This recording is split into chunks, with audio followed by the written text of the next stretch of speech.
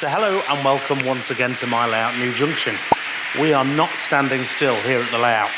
We've now got 6 lanes down on the Fiddle yard, but we're taking a break from track laying and we're turning our attention to the station.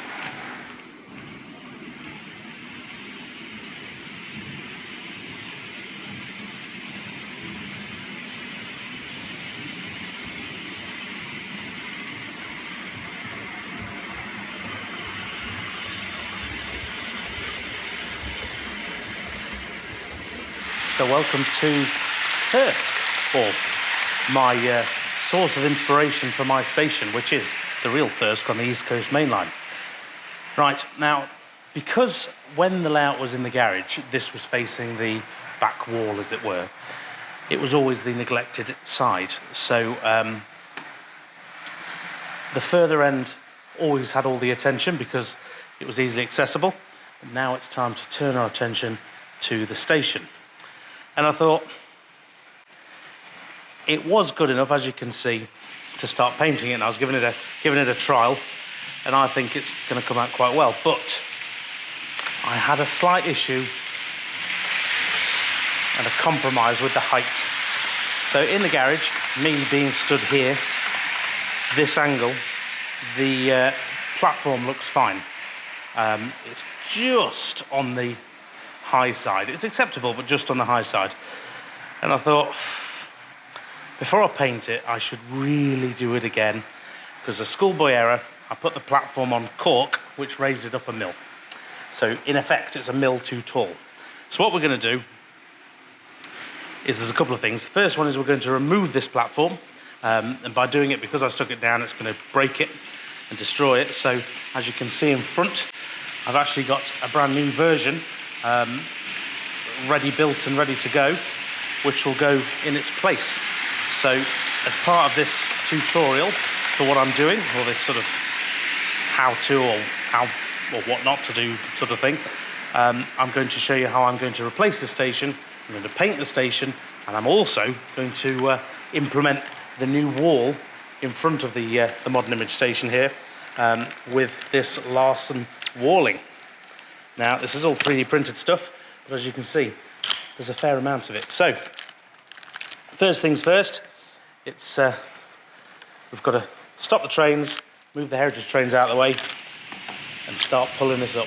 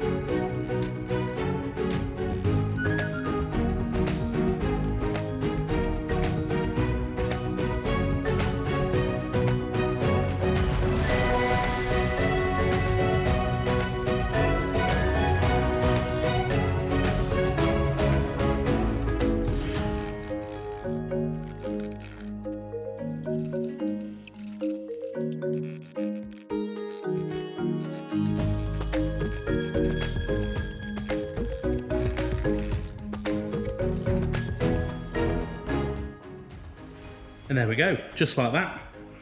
We've got one platform out. Now, yes, that is quite a bit of effort to try and pull up cork, but this is why I've used the copy decks, because it does have the elasticness, which is why I have to use the hammer and chisel to get it off. However, it doesn't sort of scar the plywood underneath, really. That's like PVA or something would. So, while I continue with this, I think it's time to get on with something a bit more interesting, and I'll show you how I go about painting the MDF platforms.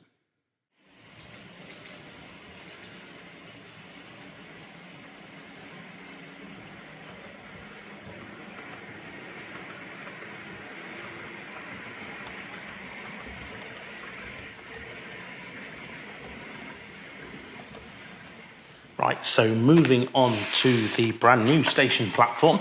As you can see, I have built Mark II.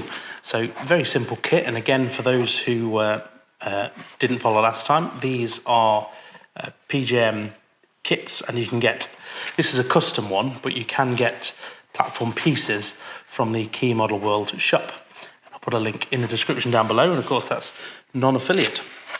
So the first thing to do with any MDF kit is to seal it with some varnish. Now, I use this tin of Rustin's quick drying MDF clear sealer, as you can see. 250ml pot, lasts forever. And the main reason you do that is because MDF, particularly on the cut edges, will sort of leach all your paint in, or absorb it all, and it takes ages to be able to stop that happening. So the easiest thing, just to give it a coat of varnish. Nice and easy. So here is a piece of MDF, a spare piece, which I used to just show you basically. So this side, the right hand side to you, has had a coat of varnish, let to dry, and then 2 coats of primer. This side is just 2 coats of the primer.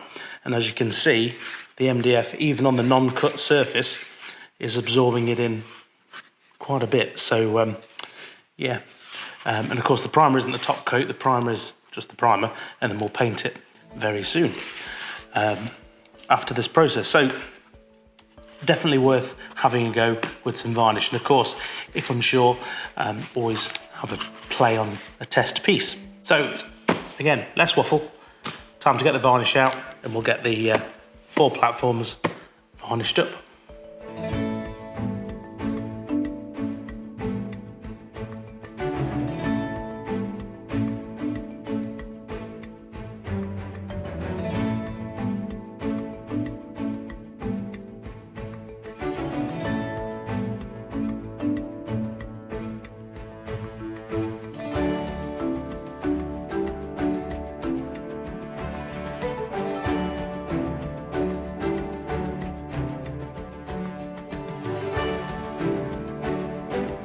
Now I've just gone over it with the brush to stop any areas pooling, because I still want it to dry evenly so the details on the platform still come through.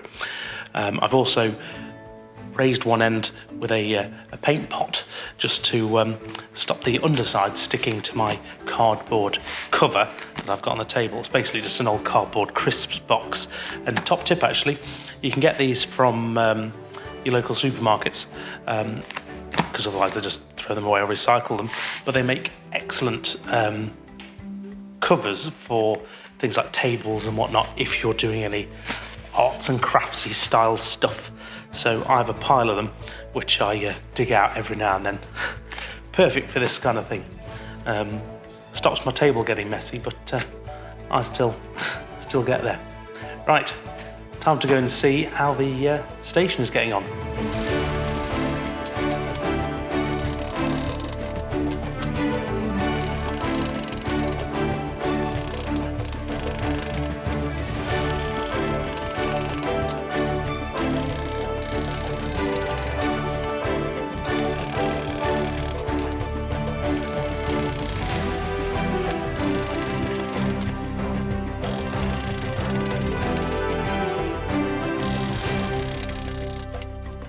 Right, so trains are back running briefly while I show you the progress here on the Fiddle yard. So the Heritage Line bypass loop down here hasn't changed at all. I'm still waiting for the edging bits for here and here. However, I've continued, got a bit carried away with laying the track here on the main line. So what we've got is the first 3 are the down slow, and then the next 3 are the down fast lines. So I think where I left you is last week I had 4 lines in. I've basically laid another 2, and that is exactly half of the Fiddle yard now completed in terms of track and positioning. As you can see from the trains on it, and as we've seen before, plenty of room. So this is the 92 longest train here in the fleet, 16 cars of sleepers behind it, and you can see we've got plenty of room. So the basic anatomy of these fiddle yards is after the points, so inside the points, I've got two connecting areas where the droppers are connected to the track, so only two, whereas on the actual layout it's one per sort of track piece because it's modular. When I turn this modular, I will have to obviously add more droppers to it. However, at the moment I'm just going to stick with just the two. It's important to have good power supply to your fiddle yards, so especially with modern locos full of capacitors and lighting and whatnot, they have enough power to charge, otherwise you can short your layout. Right, progress will continue on here. I need another month and another payday to buy some more points so I can get the next lot on. But while I'm stood here with the zoomer in front of me, if you remember last week, I reported it wasn't running at all, but I think I may have an answer, and I'm going to show you what I've done.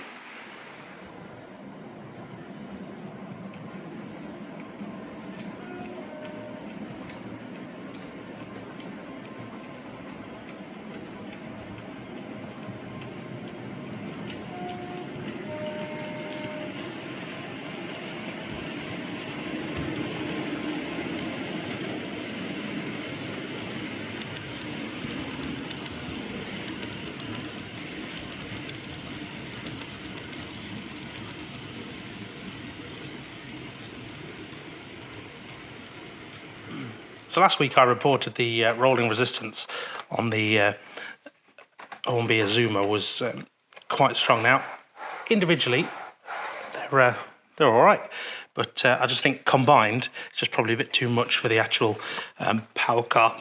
So, taking on your advice, I'm going to not use a grease pen initially anyway, and I'm going to use some graphite powder which I have borrowed. They may not get it back. So all you have to do, pop the axle covers off. I'm trying to do this at a funny angle so you can see. So they just come off like that with the flathead, and then the wheels just pop out.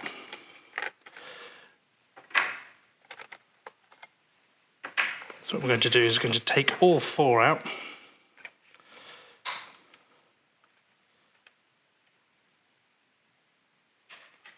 Ooh, pink. Put the coach to one side. And then quite simply, very gently, because that's quite full, with a brush, you can see it scoops them up and drop the wheel set in there. And I don't know if you can see that. All I'm doing is I'm just rubbing it all over the inside of the wheels, on the axle itself, making sure that the powder's getting in there. So I've done 5 of the units so far, so in effect the 5-car pack, and I've got it just running round, seeing if we can't free up the axles a bit. And as you can see, it's going. It's going better than it was as a 5-car, although it's not going as fast. It's speed step 80. Now, the other footage I've got of the TPE, they were going at sort of speed step 50, and dare I say it, it was slightly faster. There could be many reasons for that, of course, but fingers crossed we can get all 9 cars working.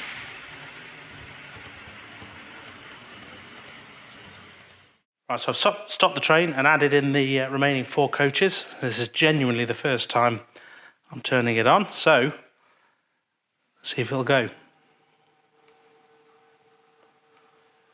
Oh, it's spinning. Oh. Now I've put it up to speed step 90, and it's just going. As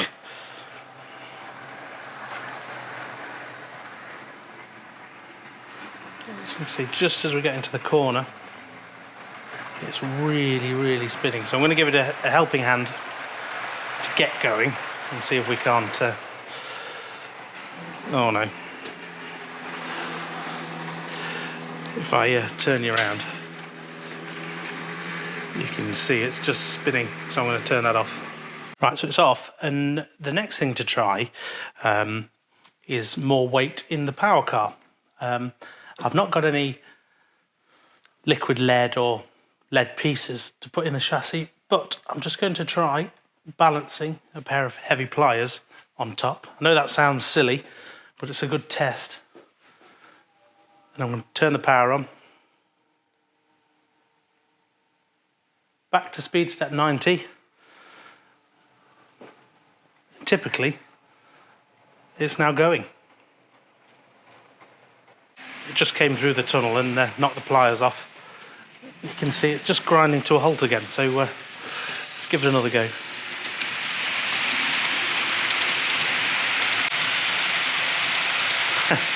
Looks rather silly, but it's working. A bit more weight.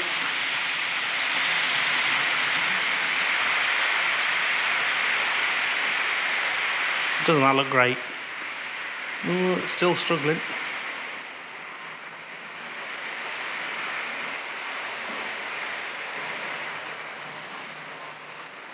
Poor thing, doesn't it look silly with some pliers on the roof? But, right, I'm going to weigh the pliers, see how much they weigh, and bring that to a stop now because it's really struggling. This is a flat baseboard. So I'm going to weigh the pliers, see how much they weigh, and then try and get slightly more weight into the power car for next time. And I will report back. Right, so we're back at the platforms. Now I have taken them outside and given them a good spray with primer. Now the primer I've used is the Paint Factory Colour It stuff. Of course you can use any primer, but I like this grey in particular because I think underneath the actual paint layers, which we're going on to next, it's just a nice undertone colour. Right, as you can probably see, probably from that one, it's dried ever so slightly patchy in places. That's just the MDF absorbing the coats. So now it's time to move on from the primer stage to the actual painting stage, which hopefully gets a bit more exciting. Now, I have found these packs by Ammo. They're rail centre station platform packs, and basically they come with all the acrylic colours that you need to basically paint your platforms, and they're very handy. Now, I got these from railstuff.com, and I'll put a link down below in the description. Of course, that's non-affiliate, but very useful, very handy, and of course, next day delivery. They've also got a building one, which I'll use for the Thirsk building in another later episode. Right, but before we can get painting, I'm actually going to dig out the old Tamiya masking tape, modeller's best friend, because I don't want to put too many layers of paint pointlessly on areas which don't need them. So I'm going to mask off the edge stones here with tape and basically paint the surfaces, and then just go over the walling down below. Let's get on.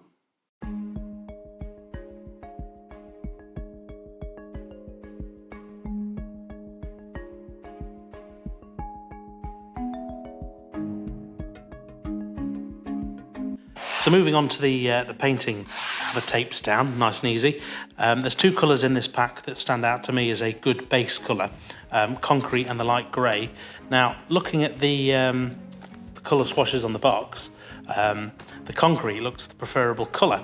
However, I have done a quick test patch of the concrete, and that's far too light. It is very much a traditional concrete colour, as you'd imagine, even if that is just one layer so far. Whereas the light grey, for me, ticks the box of a good base layer. I'd always say start with a lighter colour rather than a darker colour, because it's easier to go on to a darker colour if you're ultimately not happy with the grey. Right, less waffle. Good job I kept a test piece. So time to cover these in grey paint.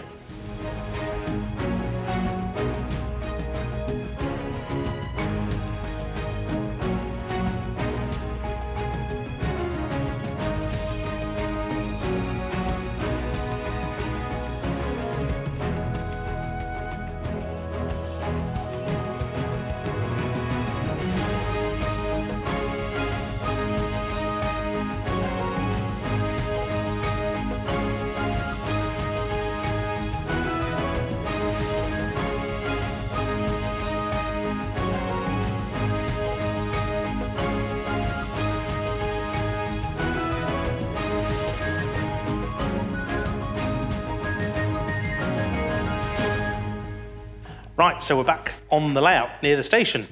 Now, this video feels a bit like we're going around the houses because there's lots of jobs going on at the same time, and trying to do this without storyboarding is proving interesting. So hopefully the video so far has been comprehensible.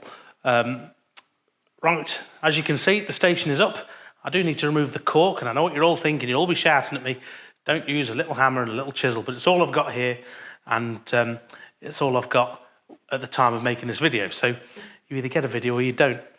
In between now and the next time, I'll probably nip home and get my multi-tool and just take this up. But being on copy decks, it actually comes up quite well. But that's not why we're back at the station. Obviously, the new platforms are drying, and it's now time to add the Larson walling, which I think is quite nice, and it is a sort of, it just breaks up the sort of hilly scene and just reminds everyone that it is a modern image layout. So, very simple task at the moment. I've got, well, I can show you down here, huge sheets of polystyrene and thin ones, because I need to basically build up the scene underneath here so that the Larson walling is roughly the right height with the baseboard. So as you can see, the sort of 2-inch thick piece isn't enough on its own, but add a small layer on top, and all of a sudden you bang on the right height, and away you go. And of course, the Larson walling has a top piece which will be concrete colour as well. And there we go. I think that'll look quite smart. Hopefully you can see that all right. So all that's left to do now, hot wire cutter, and I'm going to cut my polystyrene into blocks, which I can then put down here, glue down, and then hopefully we can get this in place for a dummy run. And there we are. You can see the Larson walling is in. It's not stuck down or anything because it's obviously got to come out to be painted, but I think you'll agree it sort of suits the scene, and once it's toned down with a nice sort of rust colour, a deep sort of maroony rust colour, I think it'll really blend into the scene. Now, looking at the space I've got, obviously once the fourth line is in, I'm tempted to have a pilot sidings here just to add a little something, but I'm not 100%. It's not prototypical to what's at Thirst, but it's nice just to have something on display sat there, like a 37 or something, and some nice buffers. As you can see, the station again is on the layout. It's now grey, but it's not seated properly. Obviously, I need to go and get that multi-tool. I know. In the next episode, I will be focusing on finishing the painting on these and the station building, and hopefully starting to add some of the details. So this scene will change rather rapidly, I think. But yeah, I'm happy with how it's coming on. Hopefully this video has been comprehensible. It has been a bit all over the shop, and I will say, as ever, a big thank you to the channel Patreons and members. Without you, these videos couldn't happen as frequently. Of course, the Patreons do get to benefit from all the behind-the-scenes content as it happens. So thank you very much for subscribing there and supporting the channel. Right, I think that's about it for this video. It's hopefully not been too long and of interest to some. As ever, any comments, do leave them down below, and I will endeavour to reply to them all. Otherwise, feel free to subscribe. It's completely free, and I will see you next time. Bye for now.